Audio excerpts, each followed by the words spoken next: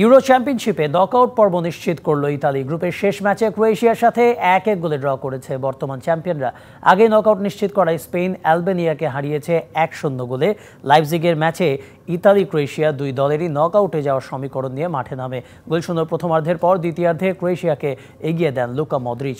ওই এক গোলেই জয়ের স্বপ্ন দেখছিল ক্রোয়াটরা, তবে একেবারে শেষ মুহূর্তে মাতিয়া জাকানির গোলে ম্যাচ বাঁচায় ইতালি, একই সাথে নিশ্চিত করে নকআউট পর্ব।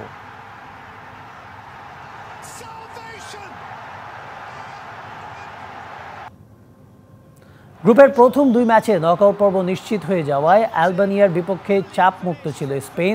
একাদশে তাই 10টি পরিবর্তন নিয়ে নামে 2008-এর চ্যাম্পিয়নরা। আলবেনিয়ার বিপক্ষে প্রত্যাশিত জয় তুলে নেওয়ার ম্যাচে স্পেনের হয়ে একমাত্র গোলটি করেন ফেরান তোরেস। 3 ম্যাচে 9 পয়েন্ট নিয়ে গ্রুপ সেরা স্পেন। নগদের কাছে সব গ্রাহকই প্রিয়, তাই তো সারা দেশে ক্যাশ আউট চার্জ সবচেয়ে কম।